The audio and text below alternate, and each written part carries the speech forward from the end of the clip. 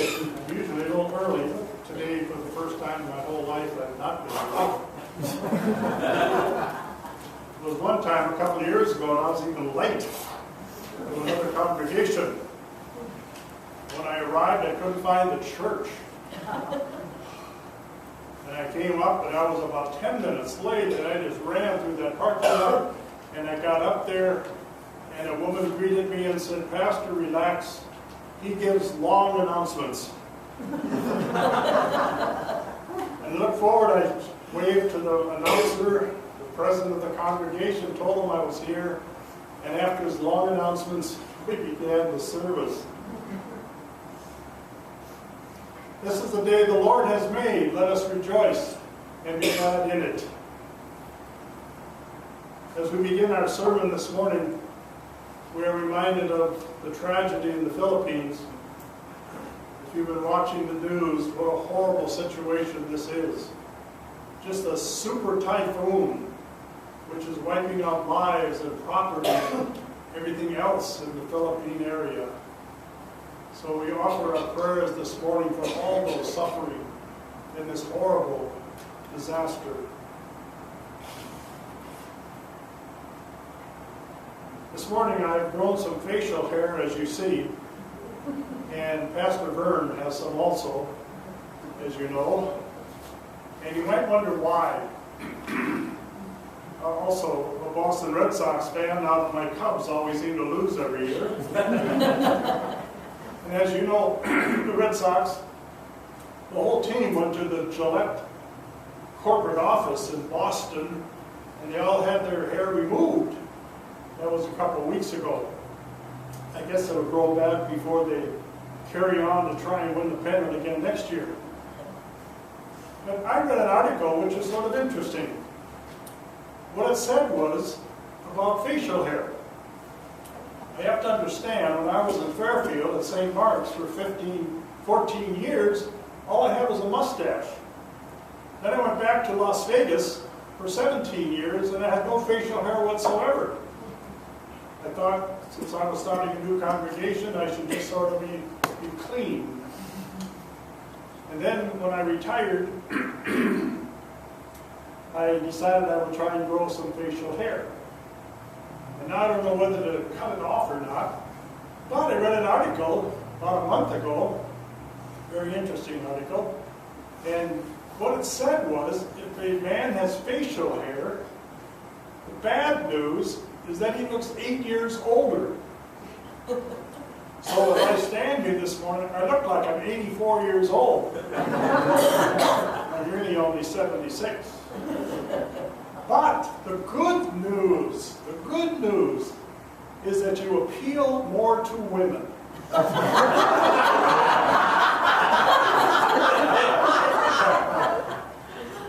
I would rather be an 84-year-old who appealed to women than a 76-year-old that women didn't like at all. Now, I don't know if Pastor Vern read that article, but if he didn't, he knew all along what he was doing. He had all that facial hair. As we begin this morning, my friends, it's also Veterans Day tomorrow, November 11th, and we have two important days in the life of our nation. One is Memorial Day, when we lift up those who have given their lives in honor of our country. Memorial Day is for those who have died in service to our land so that we might have freedom. Veterans Day is a little different. Veterans Day is to honor all veterans, those who died and those who are living. And so this morning we would like to honor all of you who are veterans, and I'm sure there are some of you who are. I won't ask you to stand unless you'd like to, but I'm sure some of you are veterans of probably what? The Spanish-American War?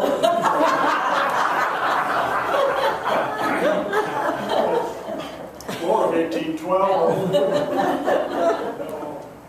World War II, maybe, huh? Yes, right back there. Thank you. How about what, Korea? Vietnam? Afghanistan? What's the other one? Iraq? Vietnam, Korea. Veterans Day, a time to honor those who have given their lives, not in death, but given their lives for their country. You probably didn't know, but today, November 10th, is also Martin Luther's birthday. I won't have you sing happy birthday to Martin, but today he would have been 530 years old. Can you believe that? 530 years old. That's a little younger than me, but older than most of you. We observe Martin Luther's birthday, November 10th, when I'm sure the Luthers looked down at their little son, had no idea that this man would be, according to Life magazine, the third greatest person in the last millennium of 1,000 years in the Western world. They certainly had no idea that when he nailed those 95 Theses on the church door at Wittenberg, that would become the third most important event in the millennium, the 1,000 years of the history of the Western world. So today we say happy birthday to Martin Luther, and we certainly thank him for all that he has done for our world. The first thing I learned in college was that there are no dumb questions. Second thing I learned was there are some dumb questions. Today we have a dumb question, a stupid question, trying to trap Jesus. Oh, I love that ancient collect of the church that says something like this: "O Lord, you have endured the foolish questions of men of all generations." And Jesus has. Not only the Sadducees and the Pharisees of his day, but also those of us of our day. But we say there aren't no foolish questions. They're all good questions, especially if you're a politician. You ever seen a politician being interviewed by a reporter? Every one of them says the same thing. "George, that's a good question." Then they proceed not to answer the question, but to say what they want to say. Someday, some politician's going to say, "George, that's a foolish question." And then we'll see what happens. There are no foolish questions. The religion editor of one of the cable news stations had an interview with a man who recently wrote a book about Jesus. And the Twitter world just lit up when she asked him, "If you're Muslim, why would you write a book about Jesus?" Well, he said, "I graduated from 3 different universities. I have 3 PhDs, and I've been a professor of religion and history and everything else." And then she repeated the question. "Well, that's okay, but why would you, being a Muslim, want to write a book about Jesus?" Well, that's sort of a dumb question, my friends. It really is. Anyway, today we have a dumb question. But before we have a dumb question, we have sort of an interesting question. Luke chapter 20 has 2 questions. One was when the scribes and the others said, "Should we pay taxes? Should we pay taxes to Caesar?" And what an answer Jesus gave. You remember what he said. He said, "You have a coin." They took out the coin, and the coin, of course, had Tiberius' picture on it. In those days, they put the living emperor on their coins. We don't put presidents on our coins until they die. Now you will find, pictures of Abraham Lincoln, George Washington, and, all those people, but not the ones who are still living. In those days, the living emperor had his picture on the coin, and Jesus took that coin and says, "Look at the coin you have. Whose picture's on it?" They said, "Caesar's." Jesus looked at them and said, "Render to Caesar the things that are Caesar's, and render to God the things that are God's." What belongs to Caesar? Taxes, money. Taxes and debt, those are the 2 things we can't escape. After they did that, Jesus says, "Caesar can get your money and your taxes, but God get your life. Everything you have belongs to God." The second question, which is really our text for this morning, the next part of the 20th chapter of Luke, is really what looks like a dumb question. But it isn't so dumb because the Sadducees were trying to trick Jesus. They're trying to trap him. You believe all the people are trying to trap Jesus? Now, we don't do that today, do we? Try to trap people with questions we know is going to trip them up. Well, this looks like a dumb question. It really isn't, because the Sadducees did not believe in the resurrection. You heard the little phrase, that's why they're sad, you see, because they didn't. They're sad, you see, because they didn't believe in the resurrection. Boy, you guys used to be quick when I was there. I don't know what Vern did to you, but something. That's why they're sad, you see. Resurrection, got it? They thought their Bible was the first 5 books. Pentateuch, Genesis, Exodus, Leviticus, Numbers, Deuteronomy. That's it. And since they didn't see resurrection in those first 5 books, they didn't believe in it. Now the Pharisees, they accepted the prophets and the writings and the Psalms, and so they accepted the resurrection. But these were Sadducees, and they were trying to trick Jesus. And they said, now Jesus, this is interesting, in the resurrection, which they didn't believe in, you know, a man dies, and he doesn't have heir, a male heir. And the scriptures say, sort of a liberatic rule, that if a man dies childless, your brother dies childless, you are to marry your brother's wife so that you can have a child. Got it? Makes sense. It sort of makes sense. It protected women in those days too, because you know, if the husband dies, the poor woman's all by herself. She doesn't have Social Security, you know, like we have today. But then they go on with the question, and Jesus, what happens if another brother, you know, dies, and she marries another of the brothers, and a third one, a fourth one, a fifth one? What if there's 7 brothers and they all die, and finally the woman dies? Whose wife? What husband will the wife have of the 7 brothers? Now, it sounds like a dumb question. It really is. Jesus viewed as some really strange ones. And so the answer was a lot different. The answer was, there is no marrying in heaven. There is no giving of marriage. In other words, they were asking, will there be sex in heaven? And Jesus is sort of saying, well, you know, really will not be sex in heaven or marrying and all of that stuff we do here on earth, because we'll all be alive. We'll all be alive. And Jesus tries to tell them there's something more important than taxes and sex. He tells them their interpretation of Moses is wrong.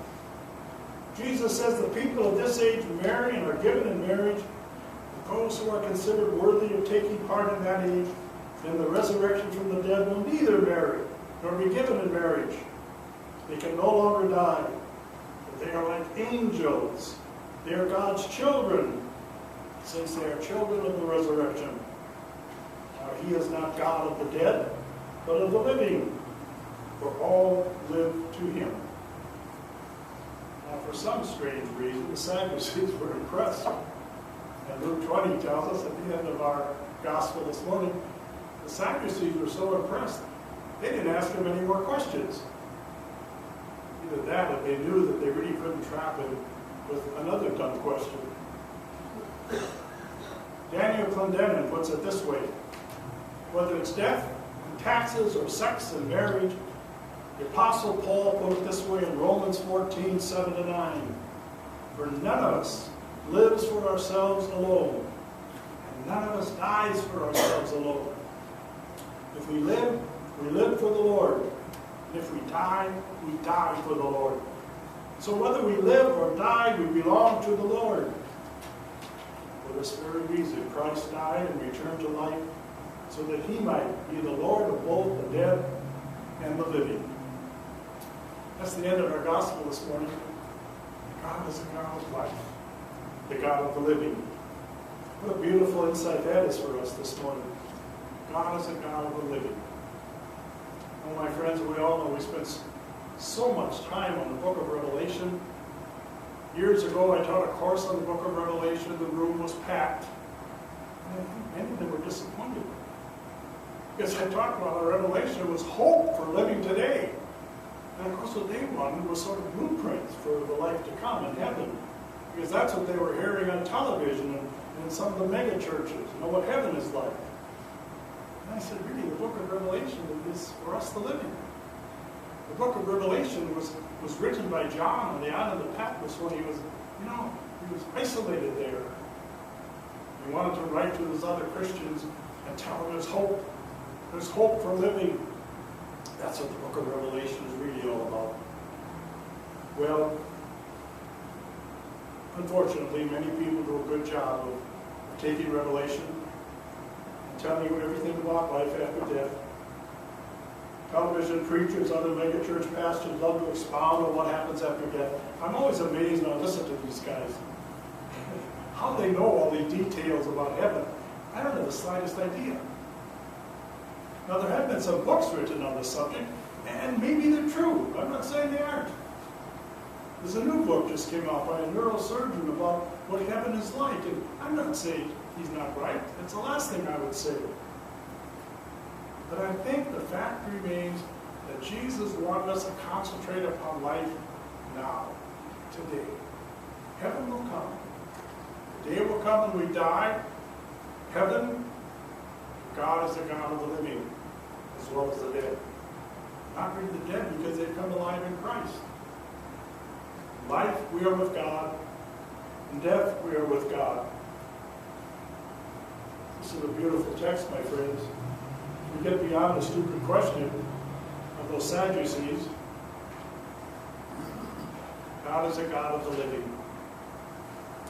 Now, speculating about life after death, we could do that all day long, couldn't we? You probably read the books. You probably heard the preachers on TV.